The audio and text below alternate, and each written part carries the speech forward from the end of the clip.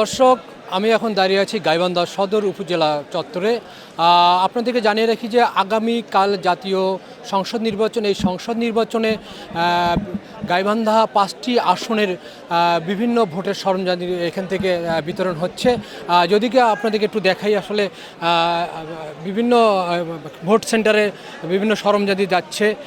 Answer সদস্য থেকে শুরু করে পুলিশ প্রশাসন থেকে শুরু করে যারা ভোটের দায়িত্বে যারা আছে তারা আসলে বিভিন্ন সেন্টারে এবং বিভিন্ন বুথে ভোটের ব্যালট বাক্স থেকে শুরু করে ভোট সম্পন্ন করার জন্য এখানকার আইন শৃঙ্খলা বাহিনী থেকে শুরু করে প্রিজাইডিং অফিসার, সহকারী প্রিজাইডিং অফিসার তারা ভোটের সরঞ্জাম বিতরণ করার জন্য ব্যস্ত সময় পার করছে।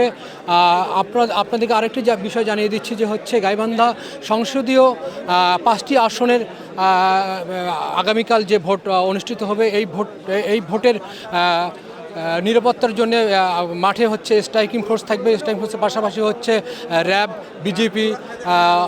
বিজেপি সেনা সদস্য, সহকারী আইন শৃঙ্খলা বাহিনী তারা কঠোর অবস্থান থাকবে বলে আমাদেরকে প্রশাসন রিটার্নিং কর্মকর্তা জানিয়েছেন।